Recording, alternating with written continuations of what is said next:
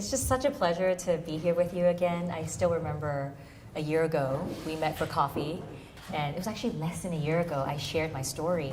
And then in less than 8 months, the book was out. And I just really appreciate just Emily's heart and just for her, not just her experience, but her investigative skills, but also just her care for people and her desire to really want to move culture forward. So yeah, it's definitely a pleasure to be together again. Well, and I want to say, Lisa was so courageous that day, and I could not have done this book if it wasn't for people like you, women like you, and we wouldn't have seen the change that we've seen in the last year if it wasn't for women like you. So thank you. Thank you. So let's start with, I think a lot of us are curious, what was your inspiration, for writing this book, and why should this matter to both people in tech and outside of tech?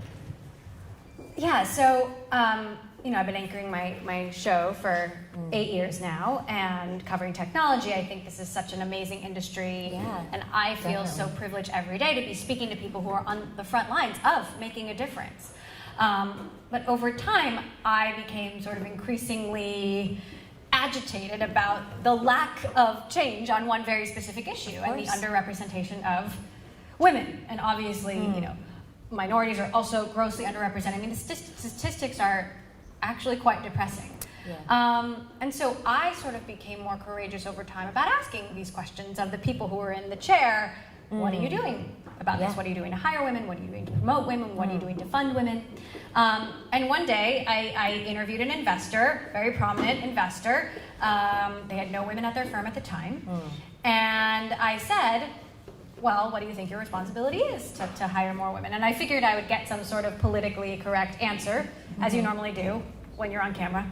And instead he said, well, we're looking very hard for women, but what we're not prepared to do is to lower our standards. Oh, he did not. And I actually felt like for a moment someone finally told me the truth. And a huge part of the problem is that people believe they have to lower their standards to find talented women. And it just made me so mad. Oh. And it was kind of like my own time's up moment. And I started talking to people more, and this topic inspires such a visceral, personal, very emotional reaction. And I knew that there was more there, that it wasn't going to be an easy topic to tackle, but someone had to do it. Yeah. Or nothing was going to change. Exactly. And so I'd never written a book before. Somebody took a chance on me. I had great people surrounding me and encouraging me. But this was 2.5 years ago now, before President Trump was elected, before Me Too, before all of this. I had no idea we would be in this cultural moment. I feel so lucky that this conversation is happening, and that over the last year, women like you have felt more empowered to come forward and speak up.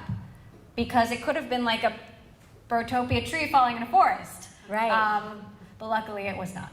Yes, and your book is a platform where people's stories can be heard, so that when the tree does fall, it does make a sound. It makes a resounding sound. Thank you. Well, it is, the book is very journalistic, and there's actually a lot of data in it, a lot of stories, 300 interviews, and I tried hard to let people tell their own stories, but I do ultimately take a stand. I mean, it's called Brotopia. It's a pretty strong statement. Yes. But not, I think, without merit. And it was a really interesting process for me, because as a journalist my entire career, I've been coached to be objective, to not have an opinion, to not show my opinion, to not reveal how I feel in any interview. Yeah. And this was different. And I sort of knew it wasn't going to make a dent if I didn't take a stand. And so it was scary, but I'm really glad I did it. Yeah. Well, we're glad you did too. I remember meeting your mom at the book launch party at Bloomberg TV, and she was super warm and super welcoming. How was it like growing up? Was she more traditional or progressive? How was it like in that generation compared to now? It's so funny because my mom and I recently we got invited to do a podcast together, and I was kind of like, and I was like, well, this is really actually kind of special. And so we had this moment of sort of talking about this, where we did a little mother-daughter therapy. And I love it. Growing up, she was always, our education was very important, and she had I was raised in Hawaii, and my father is Chinese, my mom is Italian, she was born in Philadelphia, and so she moved to Hawaii to be with this man, and it was quite a big deal. And they lived there for 30 years. And so, she had taken this huge sort of risk in her life. But growing up, she was always very protective of us, and she never wanted me. I was never allowed to stay out late. Like, I always had an earlier curfew than everybody else. It was so frustrating. Right. But as I got older, and I started my career, and I had an opportunity to move to London and to move to China. Wow. And when I told her, she never once. She was like, "Absolutely, you should go do that." And I was like, "Really?" And so, on some of those small things, she definitely kept me close. But when it really mattered, she was like, "You need to do this. You need to take that risk." And she's been incredibly supportive along the way. She's also an English teacher, and she found all the missing commas and all the grammatical errors. Yeah. Oh my God. The whatever Oxford grammatical something manual. Yeah, she has that. Amazing. Wow. It sounds like just being in that environment just inspired you to be able to take risks, to take a stand. What are some of the challenges that you face, as a reporter in tech? Especially when you're interviewing people who are blatantly, sexist or misogynist. How do you steer the conversation so that, how do you manage those conversations when they are obviously not in line with your stance? So first of all, the book is very much focused on women who work in the tech industry, and I work in the media industry, but I cover tech. And actually, in my office, women are actually pretty well. We have kind of the opposite problem. I have far more women on my team than men, so we're always looking for good men. But obviously, I cover an industry that's really male dominated, and my job is to sort of cultivate sources who are going to share information and tell stories and be comfortable enough to join us on the show. And so certainly, I've been put in uncomfortable positions. There was an investor who jumped in the car with me, and I was like, he's like, "Where are you going?" I was like, "Not where you're going." And my husband's there. So, I never experienced anything to the extent that the women in the book experienced. But sexism and sexual harassment exist everywhere. And it is in Hollywood, as we've learned, it's in Washington, it's on Wall Street. But what I think makes Silicon Valley different is this belief and proclamation that we're changing the world. And Silicon Valley has changed the world in so many ways.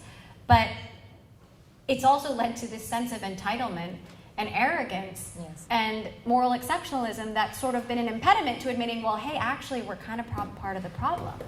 And you can't tell me that the people who can connect the world and create the online bookstore for the world, rides at the push of a button, you can't tell me those people can't build more diverse workforces. And so in my view, if we can get people to Mars and build self-driving cars and organize the world's information, we can hire more women, we can pay them fairly, and we can fund their ideas. That's not too hard a problem for Silicon Valley to solve. Yeah, that's right. It deserves an applause. I read the article you posted on LinkedIn. It was an article challenging Amazon. For their HQ2, the challenge was to hire a 50% workforce of men and women. How can the communities and both public and private organizations contribute to making that a reality? So think about everything Jeff Bezos has done. I mean, Amazon was, it was a bookstore. Look at everything that Amazon has created. And then now he's building rocket ships and, speakers that talk to you in your kitchen. Amazon is now creating a new headquarters where they're going to create 50,000 brand new jobs. There is no reason that those jobs can't be 50-50 and that they could, represent people of color in line with the local population. And so I did sort of challenge Jeff Bezos in the last couple of weeks. And the thing is, I think, so often we're hearing, oh, it's so hard, but it's so hard. Well, what's hard is going to Mars and building rocket ships. That's hard. Yeah, that's much This harder. actually seems quite easy by comparison. So, I just think that there is so much that can be done, but it really does need to start from the top. And there is a role that we all have to play, and I'm sure we're going to talk about that. But we need the leaders of these companies to care, because we've seen what happens when they care about something. They make it happen. Yeah. And everybody else in the organization also starts moving in that direction to make it happen.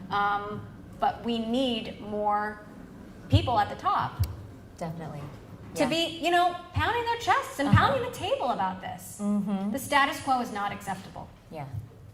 Do you see parallels with the Hollywood and the Me Too movement? And how can tech and Hollywood partner so that we can tell the story and get it out there to have a broader reach to the world? Absolutely, and I've been so inspired and encouraged by all of the women who've come forward in all of these industries. And I've spoken to the folks at Time's Up. I've gone down to LA. I was actually in Washington D.C. yesterday. And so everybody is talking about this, and everybody wants to know what they can do. What I think makes Hollywood different is that they have Reese Witherspoon, who can be on stage at the Oscars saying, like, we can't stand for this.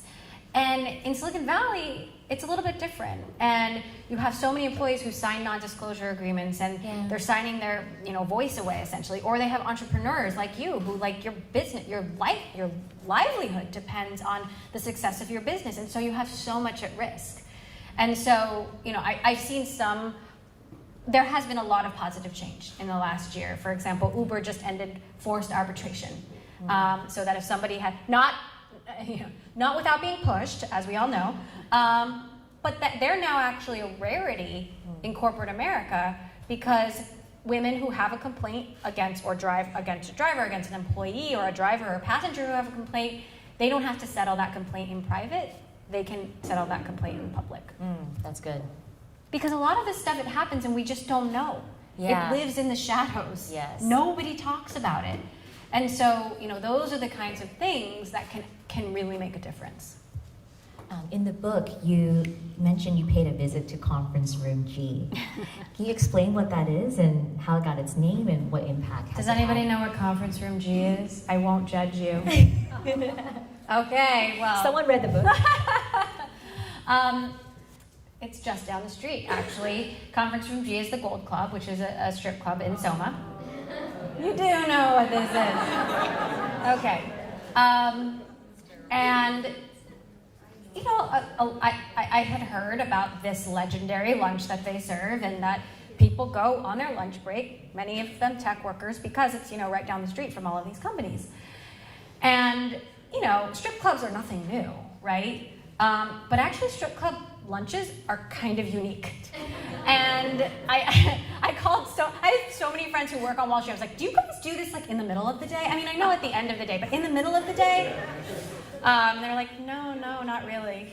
And so I get there, I'm wearing sunglasses and ponytail, and I've dragged along one of my colleagues who was way more, I'm so glad she was with me because I almost froze. We sit at a table and I realize, I'm like, oh my God, there's tech workers here having lunch in the middle of the day. It's 11:45 and the place was packed on a Friday, all you can eat, $5 lunch. I mean, it's a giant buffet. So if you're looking for a cheap lunch. And one of the women who worked there, she was really kind, and she came over. I think she probably could sense I was feeling a little uncomfortable. And she was like, so, hi, what brings you here? And I was like, well, I'm a journalist, and I'm doing some reporting, and I'm just trying to figure out what is going on here. And she just spilled it. I mean, she was so helpful. She actually became one of my sources in the process, and she was like, yeah, I mean, we have employees from, I'm not going to name drop the companies, but she did. You can read the book. This company and that company and this company. Yeah. And they'll come in. Maybe there's a big conference at the Moscone Center, and they come in with their boss. And they're, generally it's all men. Sometimes there's a woman tagging along. Sometimes they'll go up to the private rooms together. When an executive walks in, everybody's flocking to them, and she's like, I know who the executives are because they have the different color badges. And I don't understand why you do that in the middle of the day. And I don't understand how that cannot seep into your workplace. Yeah. And as I was doing more interviews, I 3 weeks after the Susan Fowler blog post, which it always bears worth repeating because it is so shocking. Her first day on the job as an engineer at Uber, she's propositioned for sex by her manager over the company chat system. And she takes screenshots of it and thinks, oh, open and shut. And she brings it to HR and they say, actually, he's a really good engineer. So we're just gonna let that slide. And so I had 12 women engineers over at my home for dinner 3 weeks after that happened. And they, none of them were surprised. And a few of them worked at Uber and they said, oh yeah, we're invited to strip clubs and bondage clubs in the middle of the day. And by our male managers. And, we're always in this uncomfortable position. Like, do we go and be part of the conversation, but also sort of risk being a little discredited? Yeah. Or do we not go, and do we get left out of that conversation? And some of them did go. And they said if they got their work done, it didn't matter if they came back at 2 or 3 a.m. and got their stuff and went home, This happens. This is real. Yeah. So, that's just a picture of the culture in tech. For those who are not in tech, it's, what happens outside of work, during lunch, even after hours, it seeps into the workplace. And when it starts to build a threatening and uncomfortable environment for women, like, they feel like they can't speak and they can't say anything because even HR departments won't defend them. And so I think there's this movement of people who are now taking the conversation outside of the workplace and doing it more on a public platform, writing blogs about it, writing books about it, because that's the only way that they can really be heard and be seen for what their experiences were. After hearing about I'm sure there's a laundry list of stories and more women came forward. At some point, did you ever feel like desensitized by the news and by the stories that were coming out? I cared about this so much that I don't think I've ever been desensitized to it. Like the story, I think I have even more of a sort of emotional reaction when I hear things. I get so heated. There was a time, and the book is I don't pull any punches, but it's not all doom and gloom. There are some bright spots and people who are doing good things and setting good examples, but there was a point where I was searching for more bright spots and I wasn't finding them, and that was hard. Yeah. Some people say, well, why don't you talk about the good things? I'm like, well, because there's really not that many. Like, there's not that many truly amazing people who figured it out. There's a lot of people who are working hard on it who've seen some progress, but nobody's perfect. And so that was over the course of 2 years, like, that was hard. Yeah. That said, I've been so encouraged by the response to the book, and I've been invited to speak at Amazon and Microsoft and LinkedIn and companies that could have easily said, your book is called Brotopia. No, thank you. But they are at least willing to have these conversations and allow their employees to engage in this conversation in a public forum. And these employees are coming up to the microphone and they're energized and they want to make a difference. That's good. And of course, it's a self-selecting audience. And so there's certain people who aren't in that room. But there are also some startup CEOs who've made it mandatory for everybody to show up and bought the book for everyone at the company. And so, and I've had CEOs say to me, look, like CEOs interview me in front of my company and say, look, I know we're not great at this. Like, I know we have a lot of work to do, and that's why you're here. Yeah. So that's awesome. That's so amazing that these conversations are happening. Companies are opening up to change. Yeah. And one woman told me she gave the book to her boss, and he was sort of a self-proclaimed feminist. And he came back to her after 2 weeks and was like, oh my God, I actually had no idea. I had no idea what I was missing. And he scheduled a listening tour to visit 30 different offices around the world. And he gave her funding for 3 things. One was to build an incubator for girls building companies in their field. One was for the pipeline. And one was for hiring women and underrepresented minorities. And I was like, yes, that is Yes. so amazing. That is what I want to hear. Oh, we need more of that. How can women in Silicon Valley best have their voices heard, and how can we bring men into the conversation? You know, sometimes I see there's like siloed pockets of people having conversations, but we want it to be a collective. And how can, you know, people in this room, people in the Ivy community, people in tech and outside of tech, how can we bring that conversation forward? So, first of all, thank you, as I said at the top, to everyone who's here. You know, I'm so grateful that people care about this and people want to make a difference, and that's the first step.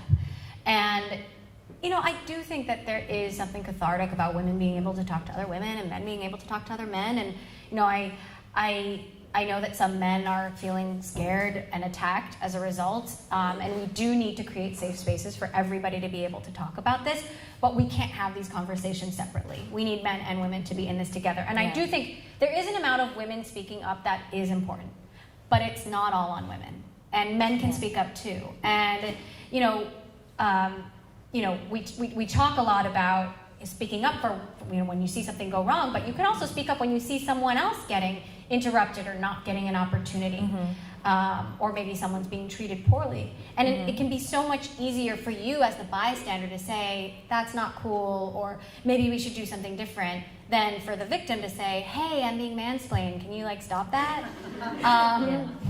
And so, you know, mentorship and advocacy are so important. You know, everybody in this room has some sort of power, and we all have an obligation to pass that power to people with potential, men and women.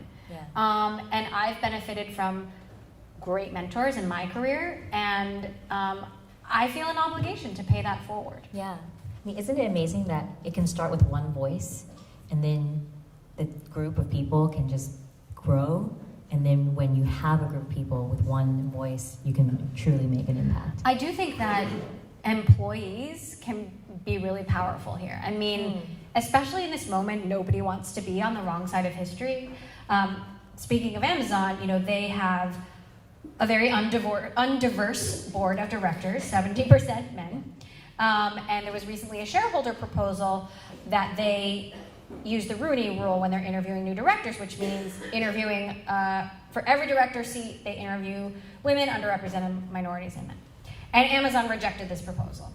And employees got really pissed. And 3 days later, Amazon said, okay, we'll do it. So, you know, employees are really powerful. And I do think that while I think change needs to come from the top, I think agitation and you know, momentum can also come from the bottom. And employees have a lot more power today, I think, than they ever did. That's true. There wouldn't be a company without them. Absolutely. Yeah.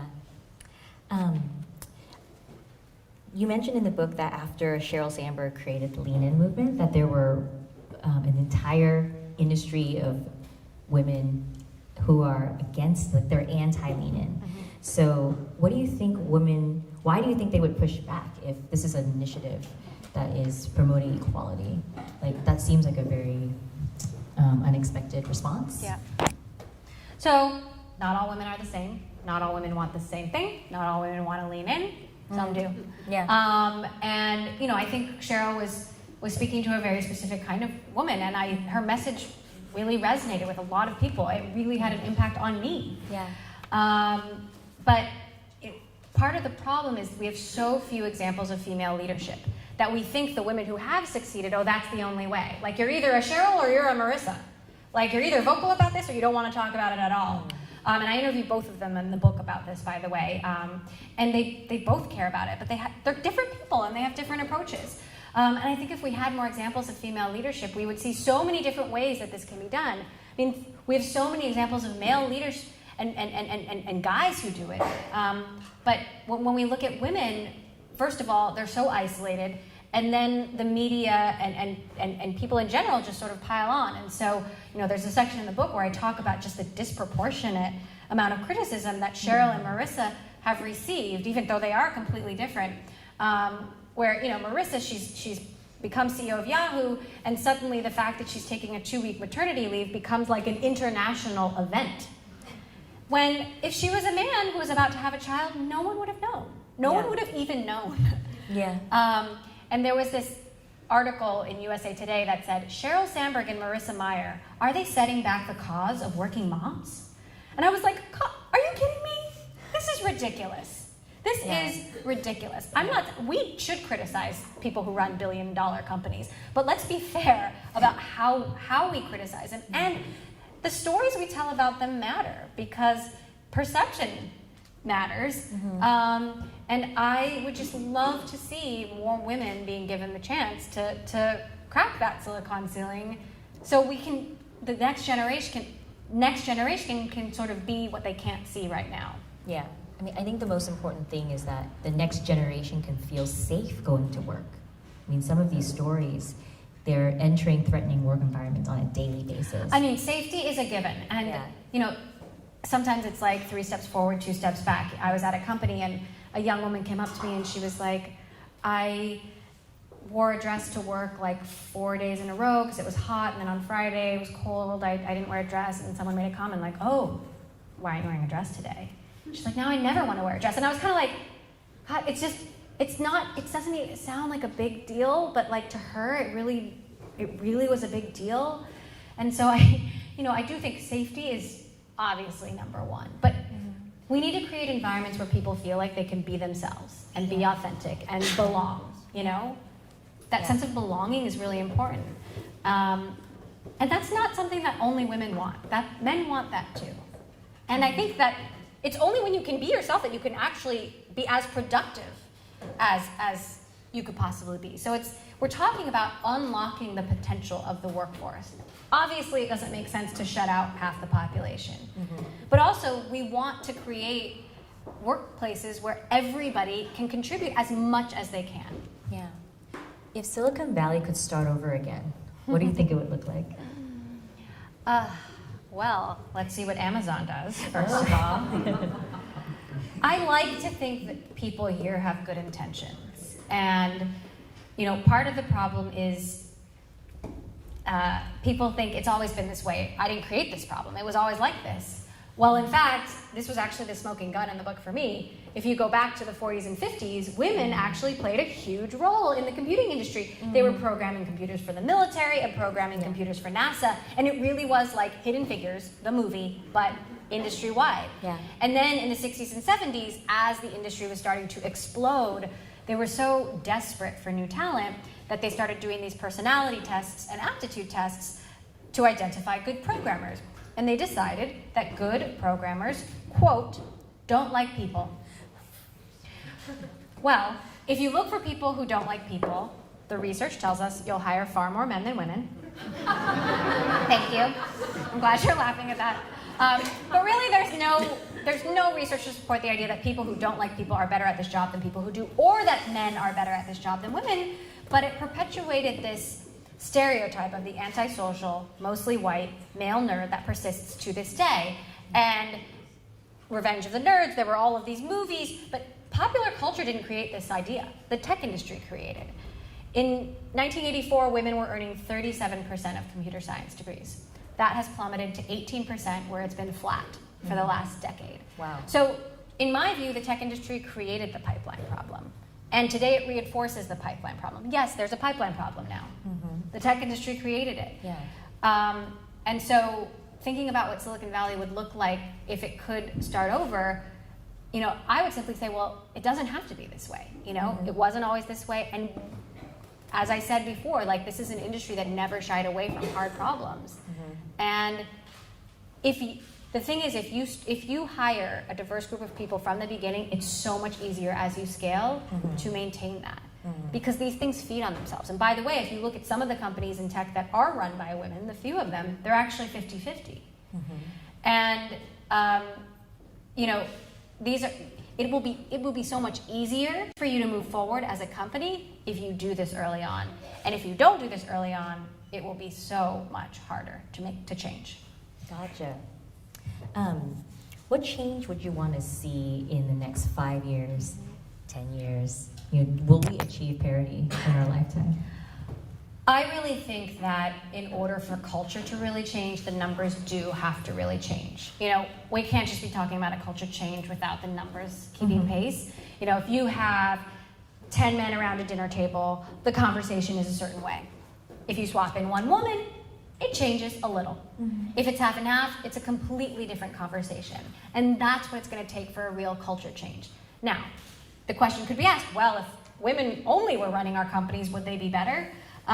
There's an amazing study by the IMF that showed that if you swap out a man for a woman on an executive team or a board, profitability goes up by 3 to 8%. But if you get to over 60% women, you start to have diminishing returns. So it's actually that balance that really is better. And I know 50-50 can sound like a sort of, you know, fake construct to people, but we're talking about an aspiration here. We're talking about an aspiration to some sort of balance in your workforce. Because if you don't have that, you will miss things. Yeah. You know, facial recognition technology is already a little bit sexist and a little bit racist because it doesn't recognize women and people of color as easily as it does white men. Someone in one of my talks yesterday told me she was a female investor looking at a gaming company run by men, and they were showing her like the touchpad, and it just wasn't responding to her finger. And they tried, they're like, oh, it works on my finger. And they realized that her finger was just more slender than theirs, and they hadn't like tested that on like another person's hand, on a woman's hand. Yeah. Wow. These are things that matter. Big gaps, big things that are missed for sure. Wow.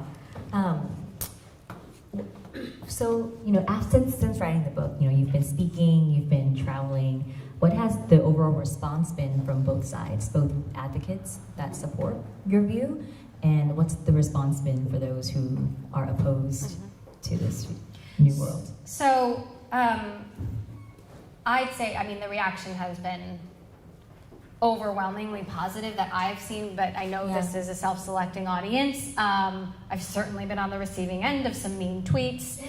I just ignore them. But in general, people have been really supportive. And I do think that most people would like to see this change, but they just don't know what to do about it, or they didn't know how big a problem it was. But now, like, ignorance can only be willful. I've written 300 pages about it. We know it's a problem. Yeah. Don't say you didn't know. So let's have this conversation together about how we can move forward and make a difference. So what are some resources that people here as individuals, managers, HR departments, and executives, what are some resources that they can go to start making the change and start taking action? In the last chapter of the book, I focus on solutions, and I talk about a company called Slack, which I'm sure many of you know. And this is a company where they were about 50 people, most of them men, when the CEO, Stuart Butterfield, was like, this is not acceptable. And at that point, he could have thought it's too late, but he didn't. And they made a concerted and explicit effort to hire women and underrepresented minorities. And every time he tweets about this, they get a spike in inbound interest. So just saying that you care attracts people who care.